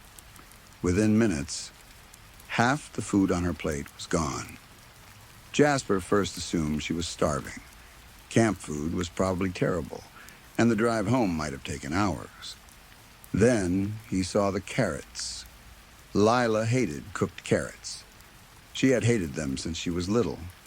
The smell alone sometimes made her gag. Whenever their mother served them, Lila pushed every carrot to the edge of the plate and tried to hide them beneath a napkin. Tonight, she ate everyone. Jasper stared at the empty section of her plate. "You ate the carrots," he said. Everyone looked at him. Lila stopped chewing. "What?" Elise asked. "The carrots," Jasper repeated. "Lila hates them." Lila looked down at her plate and then back at him. Her smile returned. "Of course I ate them," she said. "I love carrots." Jasper stared at her. Lila stared back. She did not blink. After dinner, the house slowly became quiet. Mark took several more beers into the garage. He said he wanted to work on an old lawnmower, although everyone knew he would probably sit there listening to the radio until he fell asleep. Elise cleaned the kitchen and went to bed before 9. She had an early shift at the hospital the next morning. Lila carried her duffel bag upstairs but did not unpack it. Jasper waited in his room for almost an hour. He tried watching videos on his phone, but he could not focus. He kept thinking about the van, Lila's strange movements, and the way she had eaten the carrots. Eventually, he stepped into the hallway. Lila's bedroom door was closed. A thin line of light showed beneath it. Jasper knocked softly. "Hey," he said. "Can I come in?" There was a pause. "Yeah?" Her voice sounded flat. Jasper opened the door. Lila's bedroom looked almost exactly as it had before she left. Band posters covered one wall. Small drawings and photographs were taped near her desk. A blanket covered in cartoon rabbits was folded at the end of the bed. Her duffel bag sat unopened in the corner. Lila sat cross-legged on her mattress, holding her arms tightly around her stomach. She was staring at the wall. There was nothing unusual there, but her eyes remained fixed on one spot, as if she could see something hidden beneath the paint. Jasper stepped farther inside. "You settling in okay?" Lila continued staring at the wall. "Yes. That ride home looked pretty strange." "It was fine." He sat on the edge of her bed. The mattress moved beneath his weight. Lila did not react. "Did they feed you weird cult food or something?" he asked, trying to joke. Normally, Lila would have laughed or called him an idiot. Instead, she blinked once. "No." Jasper forced a smile. "Good?" She slowly turned her head toward him. "It wasn't that kind of camp." Something about the sentence made him uneasy.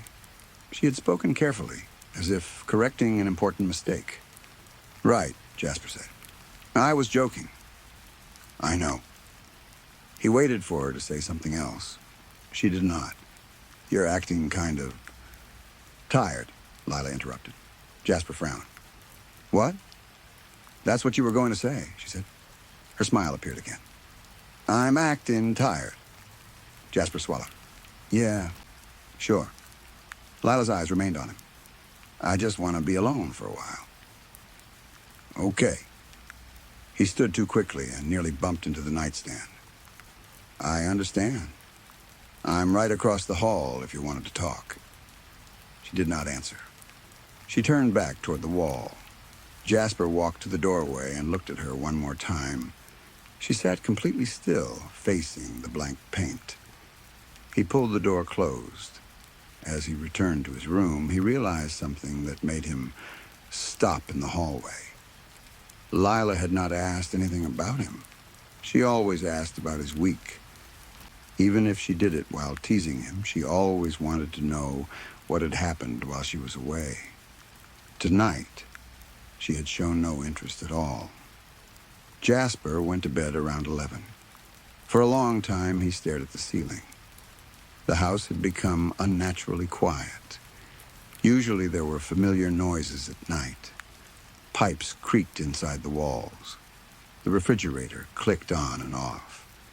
Mark's television played from the garage. Elise sometimes coughed in her sleep. Tonight, there was nothing except the soft ticking from the air vent. Jasper replayed every moment since Lila arrived. The unmarked van, her careful steps, the cold, perfect answers, the carrots, the way she had looked at the wall. She had probably experienced something upsetting at camp, he told himself. Maybe the counselors had been strict. Maybe another child had bullied her. Maybe she was simply tired after the trip. People sometimes behave strangely after being away from home. He needed to give her time. Jasper rolled onto his side and closed his eyes. Several minutes passed. Then he heard a whisper. "You locked the door." His eyes opened. He remained completely still. The voice had come from the hallway. It sounded like Lila, but not exactly. It was too calm and smooth. The word had no natural emotion behind them. It sounded like someone was carefully copying the way she spoke. Jasper looked toward his bedroom door. He had locked it before getting into bed. He never usually locked it. Scratch. Scratch. Something dragged across the wood just beneath the doorknob. Jasper held his breath. "That's not very nice." The voice remained soft, almost playful. Jasper pulled the blanket closer to his chest. "Lila?" he whispered. The scratching stopped. For a few seconds, there was silence. Then another voice spoke from the hallway. "Honey, are you okay?" Jasper's blood turned cold. It was his mother's voice, warm, gentle, and familiar. But Elise was asleep at the other end of the hall. Jasper had heard her bedroom door close hours earlier. The voice outside was too clear. It sounded like a recording played through a perfect speaker. "Honey?" it repeated. Jasper did not answer. Not. The doorknob slowly moved down. The lock held. The handle returned to its normal position. Then something heavy struck the ceiling. Thud. Jasper looked up. The sound did not come from the hallway. It came from directly above his room. Thud. Something moved across the ceiling. The attic was above the second floor, but no one used it. The entrance was at the far end of the hallway and remained locked. Thud. Thud. Thud. The sounds were slow and heavy. They did not sound like footsteps made by someone walking upright. They sounded like a large body crawling across the ceiling. Jasper pressed himself deeper into the mattress. The noises moved closer. Dust drifted down from the ceiling. The wooden frame above him groaned beneath the weight. Jasper clenched the blanket in both fists. "Do not move," he told himself. "Do not breathe loudly." The crawling stopped. It was directly above his bed. For nearly an hour, Jasper remained frozen. He expected something to break through the ceiling. Nothing did. Eventually, the pressure above him seemed to disappear. He did not sleep. The next morning, sunlight poured through Jasper's bedroom window as if nothing unusual had happened. The ceiling looked normal. There were no cracks, footprints, or marks. The bedroom door was still locked. Jasper opened it slowly. The hallway was empty. Lila's door was closed. Elise was already downstairs, rushing through the kitchen as she prepared for work. She poured coffee into a travel mug while holding her phone between her shoulder and ear.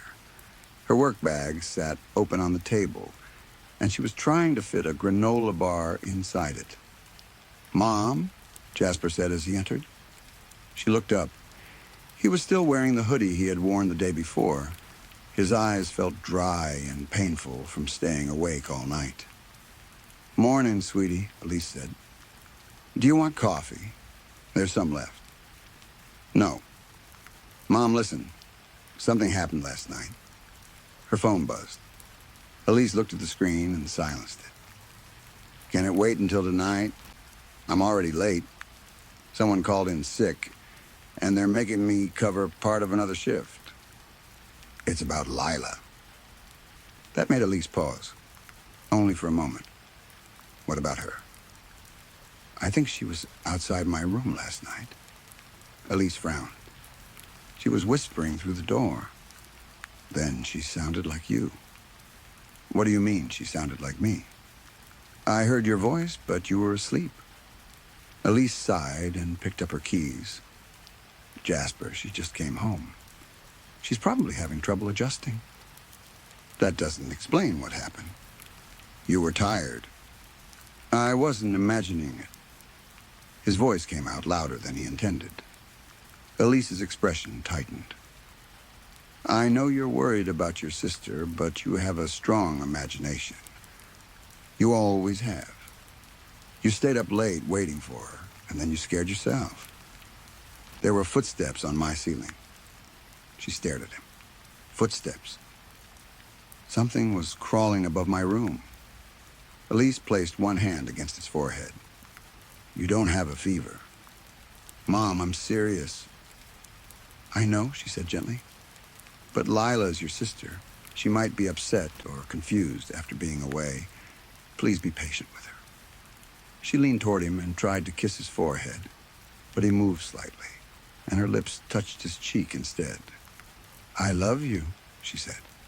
I'll be home late. And before Jasper could say anything else, she hurried out. The front door slammed behind her. Jasper stood alone in the kitchen. Mark would not return until late that night. Saturdays meant a double shift at the warehouse, followed by several hours at the bar with his co-workers. That left Jasper alone in the house, alone with Lila. A floorboard creaked upstairs. Jasper looked toward the ceiling. Another soft creak followed. Lila was awake. He poured cereal into a bowl even though he was not hungry. Then he sat at the kitchen table and stirred it until the cereal became soft and soggy. Footsteps came down the stairs. They were slow and evenly spaced. Lila entered the kitchen wearing the same gray hoodie. Her hair hung loose around her shoulders. Her eyes looked swollen and puffy, but not as if she had been crying. They looked dry, almost painfully dry. Jasper wondered whether she had blinked at all during the night. Morning, she said. Hey. Lila walked to the table. She pulled out a chair very slowly, moving through each step as if she were silently counting. Turn, reach, pull, sit. She placed both hands on the table. Did you sleep okay? She asked. Jasper stared at her. Yeah. The lie came quickly. Lila nodded. Good. Silence filled the kitchen. The refrigerator hummed behind them. Jasper looked down at his bowl. I missed you, Lila said. He raised his head. She did not usually speak so openly. The real Lila would have said something like, the house was probably boring without me, or I bet you missed having someone intelligent around. She would not simply say she missed him. Yeah? Jasper asked. Lila nodded. I thought about you at camp. Her voice was soft, but there was no warmth in it. I remembered your favorite cereal. Jasper looked at the bowl. You did? It comes in the blue box, she said. There's a bear on the front. That was correct. But she said it as if she were repeating a fact from a list. She leaned forward slightly. You still like cartoons, right? Some of them. You used to watch the one with the frog, she said. The talking frog that plays a banjo. Jasper narrowed his eyes. I haven't watched that since I was 8. Lila blinked. Oh.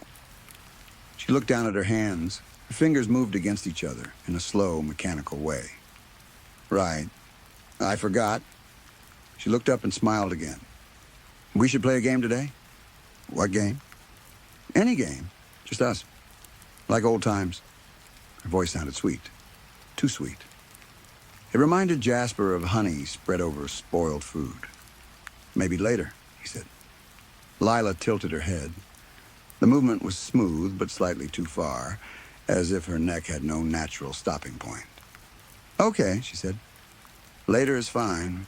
Her smile remained in place. "You're not going anywhere." A few minutes later, Lila went upstairs.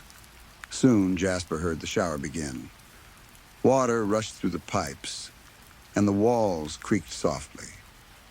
Jasper stood in the living room, staring toward the staircase. He could not stop thinking about the words she had used. "You're not going anywhere." He sat on the couch and switched on the television. Static appeared first, then a game show, then an old cartoon. He continued changing channels until he reached a local news station. A headline moving across the bottom of the screen caught his attention. "Mother pleads for answers after son doesn't return from local summer camp." Jasper sat forward. The news station showed a photograph of a boy who looked around 14 years old. He had brown skin, messy dark curls, and a friendly smile. His name was Caleb Morris. The news anchor spoke in a calm, serious voice. 14-year-old Caleb Morris was last seen 3 weeks ago during a morning hike with other children from Dustfield Summer Camp. According to officials, Caleb disappeared without explanation, leading to a wide search by local authorities and park rangers. Jasper's hands tightened around the remote. 3 weeks ago. That was close to the day Lila had arrived at camp. The screen changed to footage of a woman standing outside a police station. She was crying and shouting toward a group of reporters. A caption identified her as Angie Morris, Caleb's mother. "Someone knows what happened to my son," she said.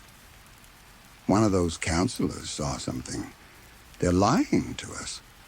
You don't just lose a child in the woods." A reporter asked whether the camp had provided any explanation. Angie's face twisted with anger. "They stopped answering my calls. They gave the police one statement, and now no one will talk to me. My son was afraid before he disappeared. He called me the night before and said something was wrong." The footage cut away before she could continue. The anchor returned.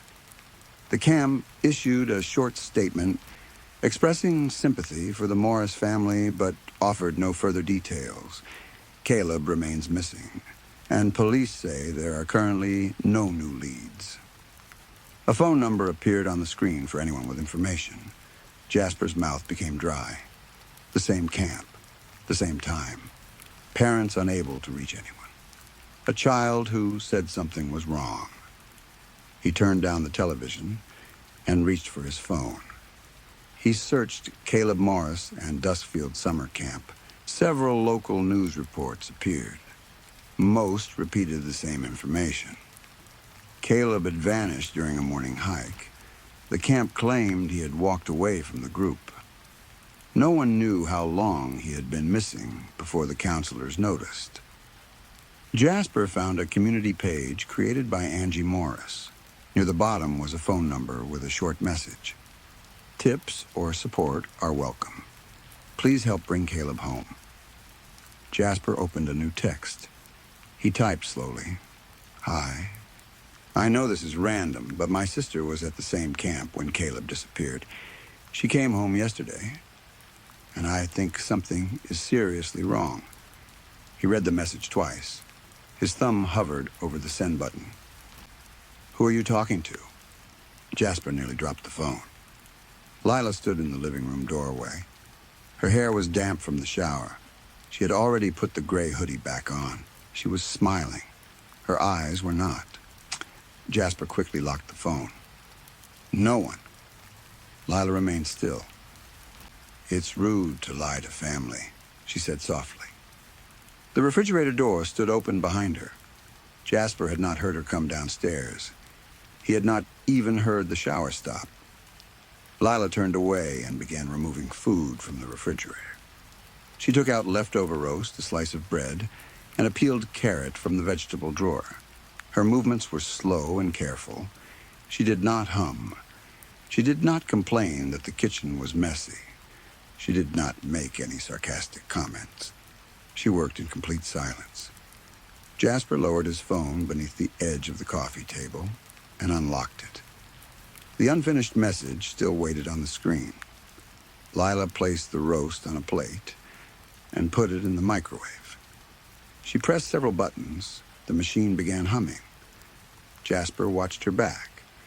His thumb moved over the phone. Send. The message disappeared.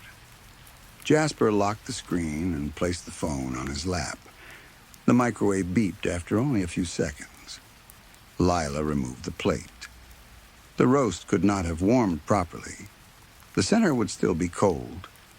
She did not seem to care. She carried the food into the living room and sat beside Jasper, too close. Their shoulders nearly touched. Lila took a bite from the cold roast.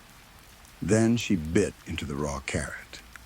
The sharp crunch made Jasper's skin crawl. "I'm glad we're spending more time together," she said. Jasper did not answer. He looked at the muted television. A commercial played silently on the screen. He waited for his phone to vibrate with a reply from Angie. Lila continued eating beside him. Crunch. Chew. Swallow. Jasper tried to slow his breathing. The television screen was dark and glossy enough to reflect the room. He could see the outline of the couch. He could see himself sitting stiffly with his phone on his lap. And beside him, he could see Lila. Except it was not Lila. Jasper stopped breathing. The thing in the reflection was much taller than his sister.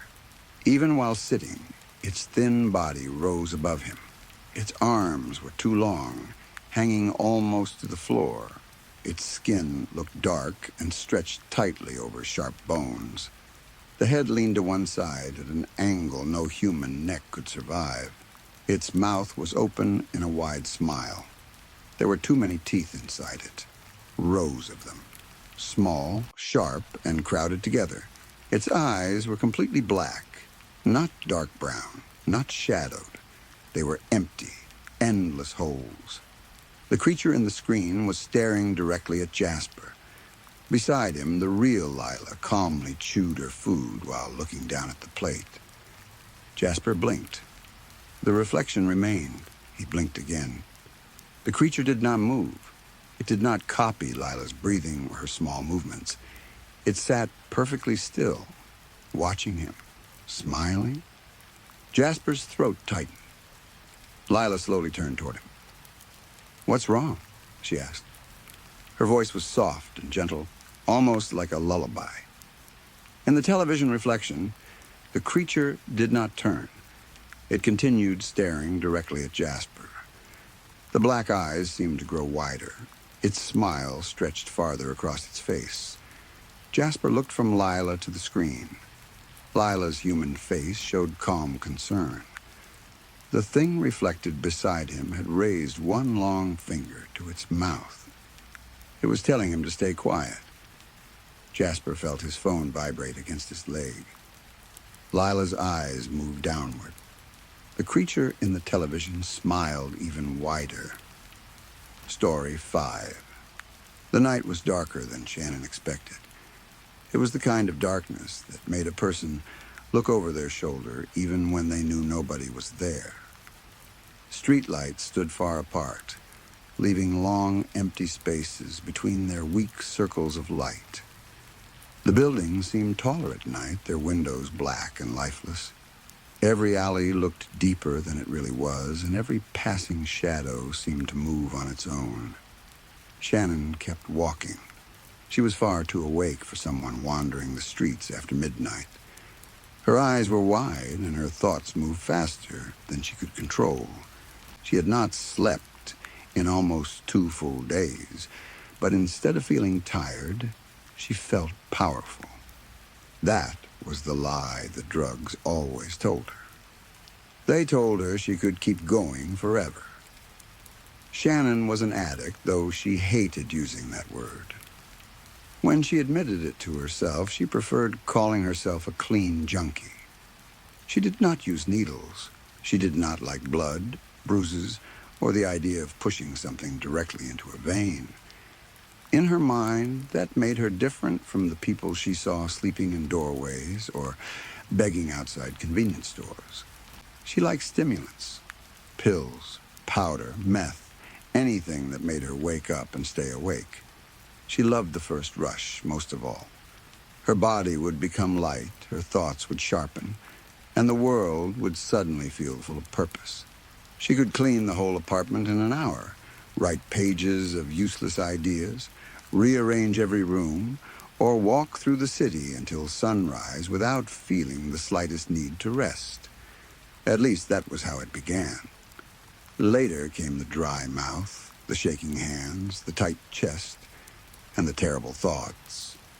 Then came the shadows in the corners and the feeling that someone was following her.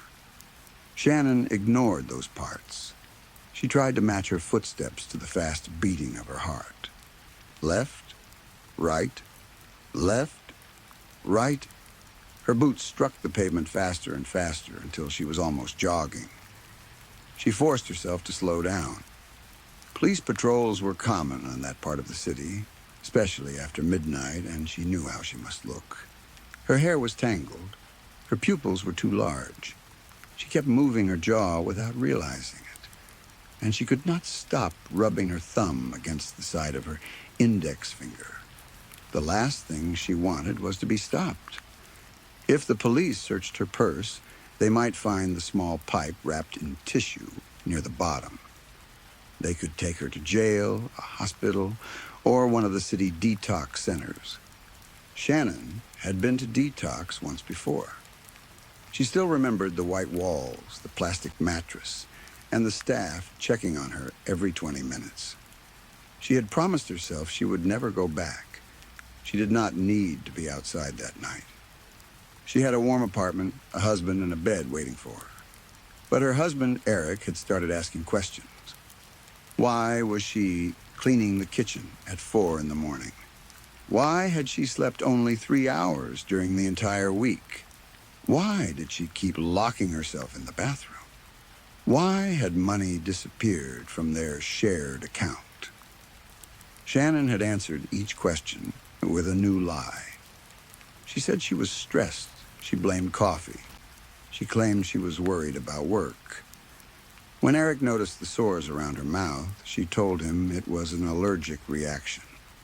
He had not believed her. Earlier that evening, he had stood in the bedroom doorway and watched her fold the same shirt 3 times. "When did you last sleep?" he had asked. "I slept last night." "No, you didn't." "Yes, I did. I woke up at 3 and you were sitting in the living room." "I couldn't sleep." "You haven't been sleeping at all." His voice had not been angry. That made it worse. He had sounded afraid. Shannon had grabbed her purse and told him she needed air. She had been walking ever since. As she continued down the empty street, she stared at the traffic lights changing above the intersection. Green faded into yellow. Yellow became red. Each light left a glowing trail behind it, almost like a bright tail floating through the air. When Shannon moved her head, the colors followed. She blinked several times, but the trails remained. She smiled. For a few seconds, they were beautiful. Then the numbness returned to her hands and feet. It began as a gentle tingling in her fingertips, then spread slowly into her palms. Her toes felt distant, as if they belonged to someone else. She shook her hands and kept moving. She knew she would have to stop eventually. Nobody could stay awake forever. Still, she did not want the night to end. The crash would come if she stopped. Her body would grow heavy. Her thoughts would become dark. She might sleep for a day, wake up sick, and have to face Eric's questions again. She needed something to keep the feeling going. The road led her toward an old bridge that crossed a narrow river. The bridge was made of concrete with waist-high walls on both sides. Rusted metal railings had been added years later, and several of the lights along the walkway no longer worked. Shannon slowed as she stepped onto it. Below her, the river looked black. The surface reflected the streetlights in long, shaking lines. Red, yellow, and pale white colors moved across the water in soft waves. The river was calm, but the reflections seemed alive. Shannon stopped in the middle of the bridge and leaned over the wall. The sight was so beautiful that she suddenly felt like crying. The emotion rose quickly inside her, but her mind was moving too fast to hold on to it. Before a tear could form, she was already thinking about something else. Her husband, the club, Drake.